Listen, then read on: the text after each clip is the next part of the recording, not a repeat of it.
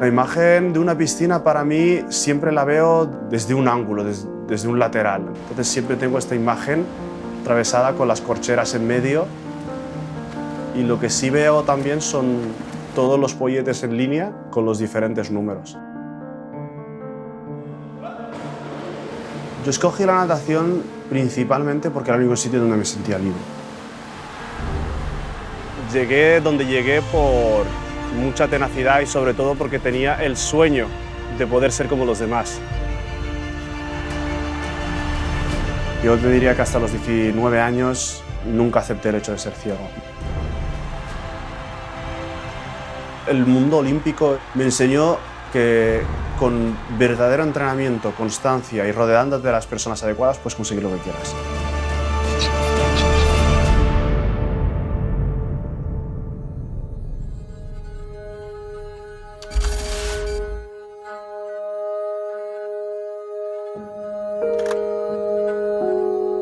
Yo nací en Las Palmas de Gran Canaria en el año 87 y los primeros años pues mis padres decidieron llevarme a la Yun, que está en lo que es actualmente el Sahara o Marruecos o llamémosle X. Y ahí pasé mi infancia, los primeros 6 años.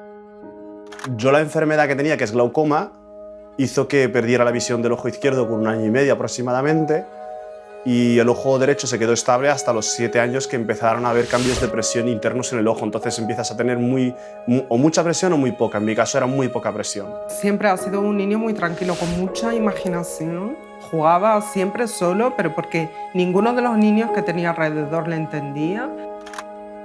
Siendo un niño con ciertas dificultades de visión, pues ya empecé a experimentar ciertas dificultades de relación con los demás niños. Y mis padres decidieron que regresáramos a Las Palmas cuando yo tenía 6 años para poder escolarizarme, porque ahí no está permitida la escolarización de niños con discapacidad visual.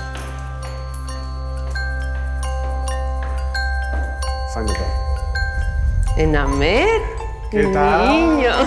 ¿Cómo estás? Por Dios, pero qué alto estás. Sí, ¿cuánto tiempo? Madre mía. ¿Cómo estás? Bien, ¿y tú? La misma voz que recuerdo. ¿La misma voz? Sí, la misma voz. Por Dios, pero qué alto estás. Te veo en la Claro. tele y no me... Por La Dios. última vez que me viste era así. Sí, una cosita pequeña. Recuerdo perfectamente que me tocaron en la puerta y entraron un niño y unos papás. Y me sorprendió porque pensaba que era canario, o por lo menos de habla español, y entonces hablaban en árabe y yo no entendía nada y me puse muy nerviosa porque además yo veía que él hacía algo, un gesto con la mirada, como que no veía bien, pero yo no sabía que el niño tenía un resto visual tan escaso. ¿Prefieres ir al aula? Vamos al aula, que llevo ¿Sabes? sin entrar en ella 20 años. Pues aquí está tu aula. ¡Qué impresión! A la derecha, vamos a ver. Incluso los olores ya serán Mira, distintos, pero... No te creas, ¿eh? ¿Sí? Siguen siendo muy parecidos. Vale, pues pasa. Vamos a ver. ¿Sabes qué pasa? Las mesas están colocadas de otra forma porque ahora es infantil. Ah, vale. Entonces no te haces una idea de cómo estaba situado porque no tiene nada que Tú ver. siempre estabas de pie en este lado. Exacto. Sí. Mari Carmen fue imprescindible en esos primeros 2 años. Me ayudó, me enseñó a hablar español y es más, todavía recuerdo, un día estábamos en clase y de repente empezó a explicarnos la suma. Y luego nos explicó la multiplicación, pero dijo, ya llegaréis a la multiplicación, pero más o menos es esto. Y yo recuerdo en mi cabeza en ese momento como si de repente me hubieras abierto algo. Y de hecho, cuando me quedé ciego, el primer refugio que tuve para mí fueron los números. Era un encanto porque quería siempre más y la facilidad y la rapidez que tenía para el cálculo mental, para todo. Pero yo sí recuerdo la transición, ¿no? En un momento dado de las letras de la pizarra ya no poder leerlas como antes. Y ya fue cuando yo sentía que algo no estaba bien, porque no solamente eso, sino que luego veía cosas negras en mi ojo, que eso suele ser cuando ya empiezas a tener muchos problemas de la retina. En ese momento teníamos recomendaciones por parte de los médicos de que tenía que estar bastante tranquilo, o sea, no podía jugar como el resto de los niños, no podía saltar, tenía que tener mucho cuidado y tal. Un día estaba corriendo por mi casa, jugando con mi hermano, y mi madre me dijo lo de siempre, estate quieto que ya sabes qué te va a pasar. Y nada, cuando me tumbé, porque le hice caso, obviamente, me tumbé y cerré los ojos y cuando volví a abrirlos, pues ya no veía nada. Y no le dije nada a mi madre, pero al día siguiente ya cuando me levanté dije, oye mamá, que es que no veo. Y ya tuvimos que ir al hospital. بقى في حتى عنه عندي أنا بالنسبة لي أنا عندي الثاني عنه ما يشوف وهو عاد مولي ما يشوف يبقى في الإنسان عنه ولده عنده يبقى ما يشوف مولي في ديك السن اللي هو بقى فيه حتى الحال. Los primeros años desde que me quedé ciego siempre hacía cálculos. Si mi hermano se quedó a tal año, a tal edad ciego y a tal edad desarrolló la esquizofrenia, yo empezaba a hacer cálculos. Si yo me he quedado ciego a los 8 años, a mí la esquizofrenia me va a tocar a los 14, a los 15. Para mí fue como un mazazo en la cabeza que el niño dejara de ver lo poquito que veía. Yo no me lo podía creer. ¿Sí? Bueno, aquí ahora a la derecha hay 3 escalones. Ay, sí, es 1, verdad que aquí 2 nos y 3. sentábamos después. Y entonces tú ibas corriendo desde aquí hasta la pared que tenemos al frente. Si quieres correr, no, ¿verdad? Ya no me atrevo pues, tanto. si quieres ver la distancia que hay hasta allí y el otro extremo del patio, que es donde tú corrías, que a mí tú decías, no corras, es verdad. ¿Sabes que he guardado tus libretas? ¿En serio? Sí, las tengo aquí. Y quiero que las toques y se las entregas a mamá o papá. Tócalas, aquí están. Bueno, Tu libreta de lengua y tu libreta de matemáticas. ¡Anda! Sí. ¿Y cómo es que te dio por guardarla? Porque siempre he tenido algo especial contigo. Fuiste un alumno muy especial y yo, después de 21 años, me marché del colegio y no fui capaz de romperlas ni de tirarlas, sino que me las llevé a mi casa. Entonces, yo siempre digo, ¿cómo es posible que viendo tan poquito hacías esto también? ¿Eh? Wow, me estoy emocionando, la verdad. Sí, pues las llevé a casa y nunca pensé que te las podía entregar y me alegro de que sea así. Que no me lo puedo creer, ¿eh? Sí, no sé si lo recuerdas, pero yo te decía siempre una frase, vas a hacer lo que quieras, vas a conseguir lo que quieras y yo me alegro que haya sido así, que te vaya muy bien en la vida, de verdad.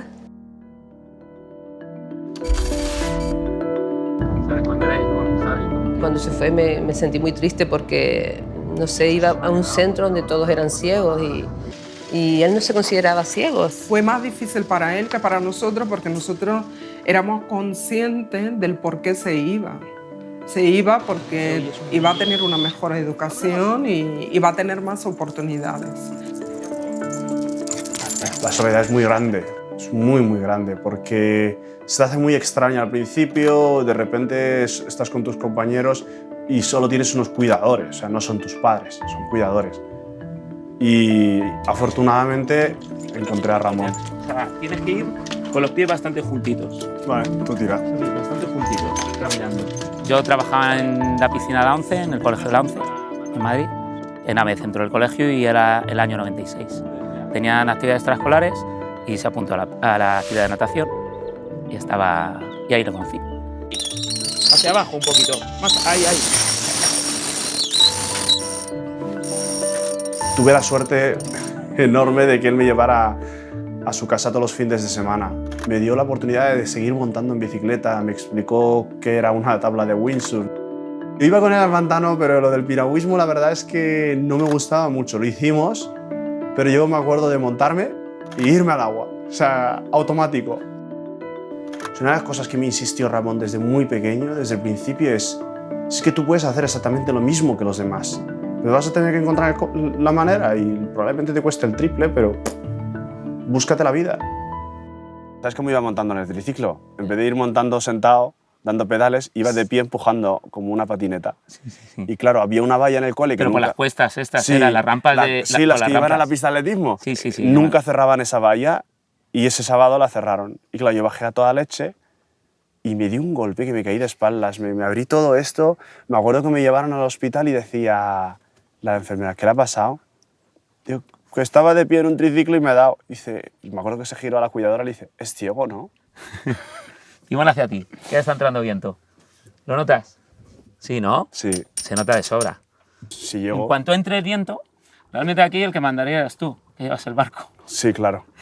Sí, pero sería demasiada confianza ciega, tío. Le gustaba la natación porque no dependía de nadie. Para desplazarse, él me decía, el atletismo sí, puedes correr, pero si corro, soy ciego total, tengo que llevar un guía. En la bici también. En la natación voy a ser yo solo. Y yo todavía recuerdo el tiempo que pasamos juntos en el agua, él enseñándome exactamente cómo tenía que poner la mano, exactamente cómo tenía que mover el pie. Al meter la mano en el agua, tú tienes que intentar que no entren burbujas. Entonces tú tienes como que cortar el agua muy bien, como acariciarlo casi. Entonces intentas con los vídeos, con el sonido, que note el ruido de la brazada. El problema de enseñar a un ciego es enseñarle a nadar. Alguien que no ha visto, bueno, Enamed vio hasta los 6 años, o los 7 me parece, creo recordar, pues alguien que no ha visto nadar mariposa, ¿cómo explicas tú nadar mariposa? Es que es un insecto, no es, no sé, o crawl, que es otra palabra, o libre, se nado libre. ¿Qué es nadar crawl? Espalda, braza es que son cosas muy abstractas y el problema que tenemos es enseñarles a nadar lo mínimo, ¿no? Ya no digo para competir. Y Enamed la capacidad que tenía era de aprendizaje enorme, le contabas cualquiera, le explicabas, le demostrabas, te metías al agua con él tal y enseguida cogía lo que había que hacer. Entonces esa era una de las cualidades más importantes que tenía, porque yo más de una vez aquí en esta piscina he dicho, tienes que sacar la cabeza antes, plaf, sacaba la cabeza antes. Otro nadador le dices, tienes que sacar la cabeza antes, y repites, y al día siguiente repites y nunca le sale. Pero Enamed lo cogía así, al vuelo. Quería aprender a nadar cuanto antes, no se conformaba.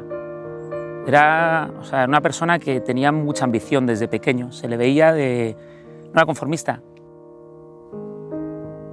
Fue curioso lo de la natación en el colegio porque de no saber nadar, de odiar el agua, que no le gusta nada, a ser el elemento en el que él se sentía bien.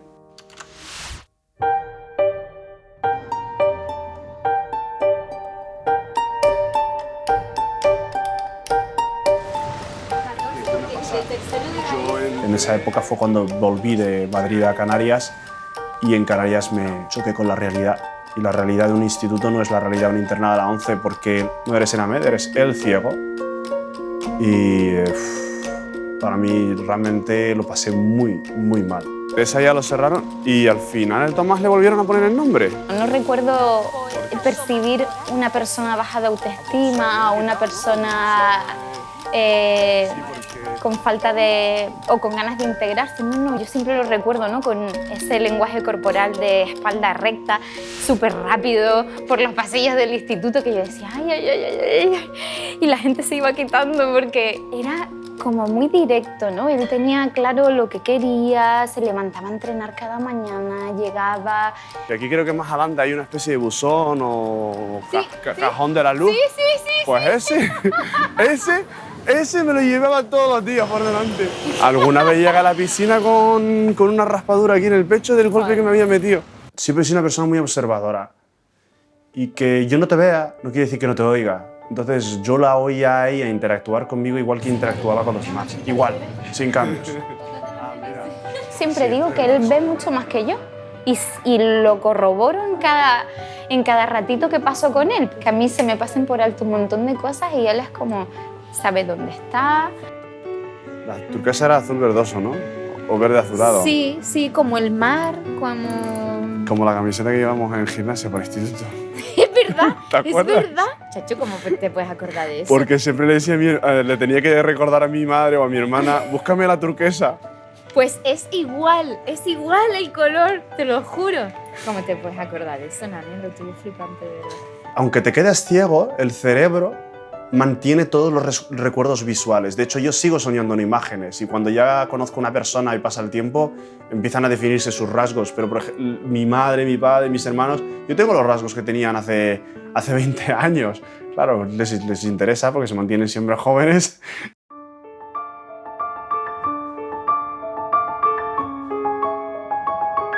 Oliver Rivero apareció después de un año entrenando ya en la piscina en la que empecé, en el Club Natación Las Palmas. Al año de estar entrenando allí, elegí a Oliver porque necesitábamos un entrenador que nos machacase de verdad.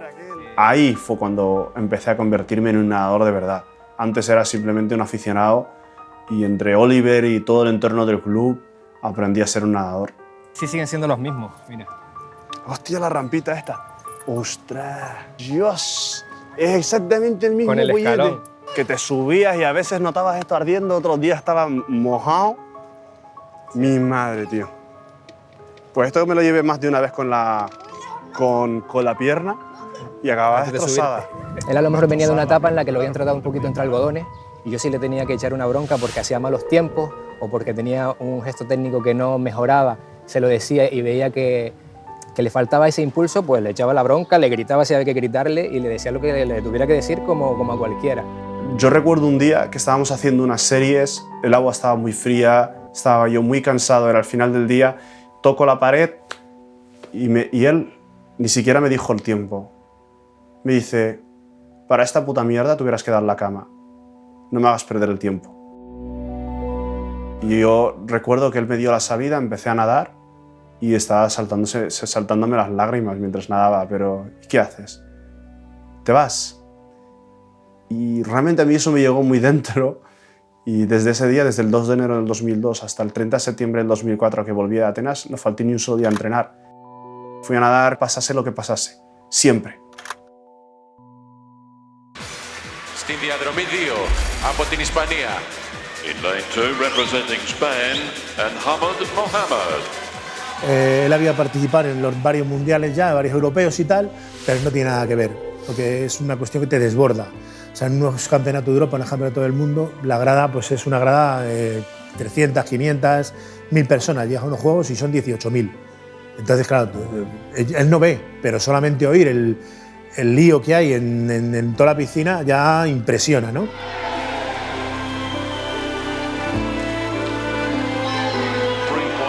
Cuando gané mi primera medalla en el 400 libres por una centésima, que fue un bronce, ha sido una de las medallas que realmente no disfruté. Era mi primera medalla paralímpica, pero no te puedo decir que la disfrutase. Fue un recuerdo bastante agridulce porque sí, la había ganado, pero se la había ganado a Miguel.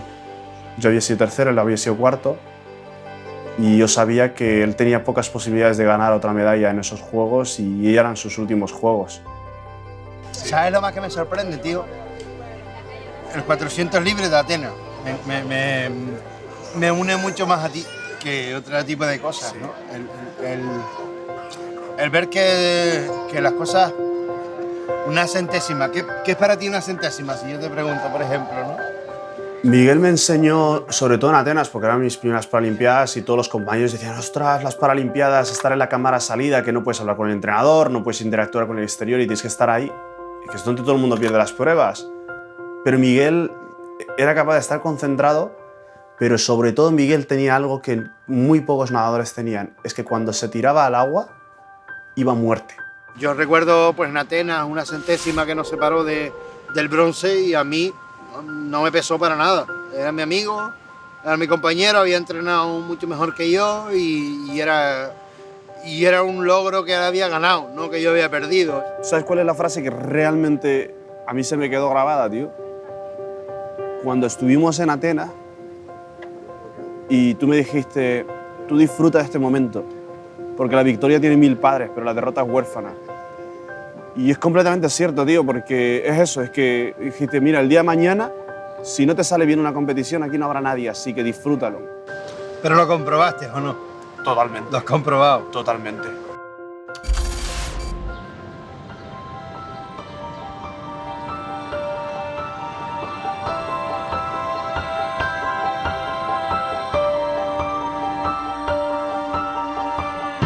Después de Atenas elegí la carrera de psicología que estaba en Madrid. Ahí también me dieron la beca para entrar en el centro de alto rendimiento un tiempo después, con lo cual ya era perfecto, o sea, todo se conjugaba para yo poder estar en Madrid. Y tuve una crisis muy grande durante 2 meses.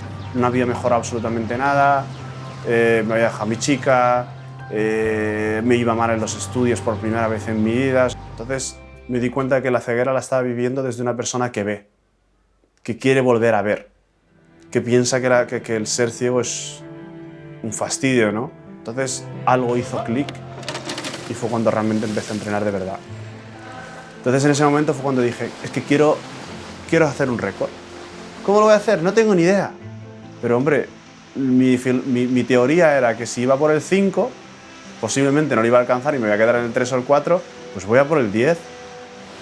Y 6 meses, el 2 de agosto del 2007, en Sao Paulo, casualmente Ramón me acompañó en ese mundial porque mi entrenadora Ana Belén no podía venir. Yo nunca había estado en ningún campeonato internacional con Enamed. Me tiro al agua, hago mis 100 metros y cuando toco la pared un compañero me dice récord del mundo. Y me hizo mucha ilusión el estar allí en ese momento. Es que tú imagínate que tú enseñas a un niño a nadar y que 10 años después ves que ese niño bate su primer récord del mundo. Un récord que lleva 15 años. Es que eso, yo me pongo en su punto de vista y realmente me emociono. Para mí realmente fue la manera de contribuir, de regalarle y de decirle gracias a ti. No sé si algún día ha entendido que siempre he querido darle las gracias, pero está ahí.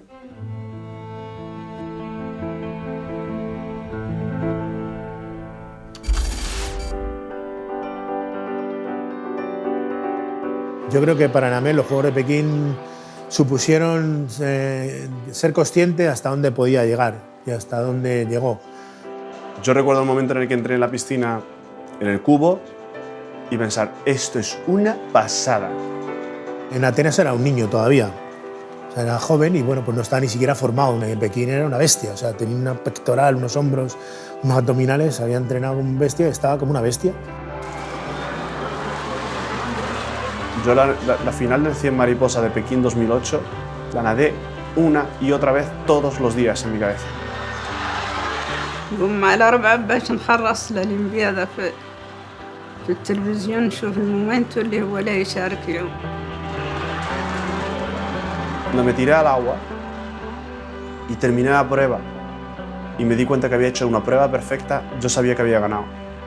Fue espectacular, es que fue una prueba perfecta. En mariposa, que va sacando los brazos bajo la cara por delante, los brazos por encima de las corcheras, es muy difícil ir por el medio. Y Enamed lo cuadró, fue en los 100 metros por el medio de la calle. Cuando nadas bien a mariposa, cuando tus brazos se levantan y estás por encima, lanzando los brazos hacia adelante y pasas por encima del agua, estás en la superficie. Y es que sientes que el agua pasa por debajo de tu cuerpo, y es que sí sientes que estás volando. ما يقد حد يعبر هذيك الفرحة هذيك فرحة. Enamed en Pekín 2008 pasó a la historia. Es que es un pelotazo, 4 medallas de oro. Fueron unos resultados excepcionales, vamos, increíbles para el equipo y para él y para mí como entrenador, claro. Fue muy especial cerrar un ciclo, ¿no? Cerrar el ciclo de tantísima autoexigencia, pero sobre todo decir, tío, lo que te has propuesto, algo que era hace 2 años tan absolutamente impensable, lo has conseguido. Le dije, eres muy grande, has conseguido algo muy grande. Enamed al final fue reconocido por sus éxitos deportivos y no por su discapacidad. No hay ningún momento vivido que yo hubiera dicho, quiero ver este instante.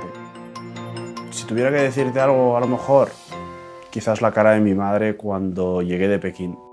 Le preguntó un periodista, bueno señora, ¿usted está orgullosa de su hijo? Y fue la primera vez que yo vi a mi madre saltarse las lágrimas y dijo, sí. Y esa cara yo sí que me habría gustado verla.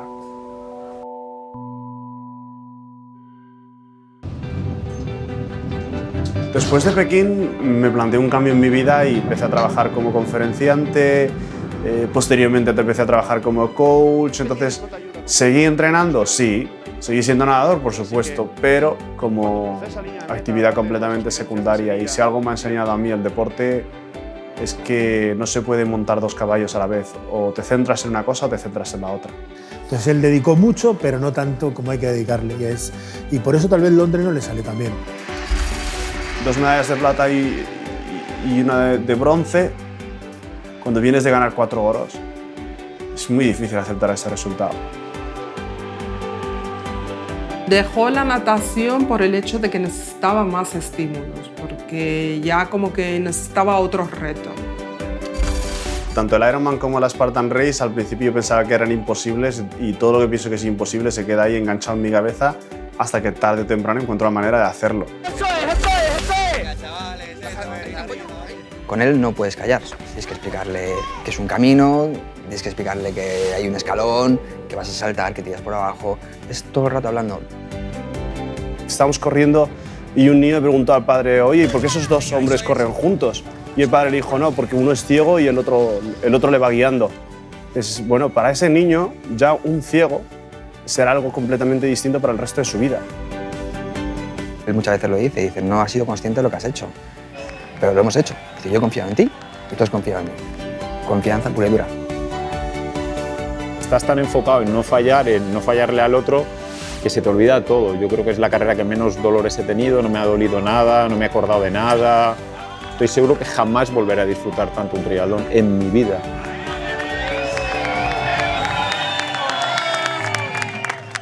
Para mí es un halago que la gente piense a veces que no soy ciego. Es un halago que la gente se olvide de la ceguera. Pero no es un halago hacia mí, sino yo creo que es un halago hacia todas las personas que he tenido la oportunidad de que me hayan enseñado estos años, porque ese era el objetivo.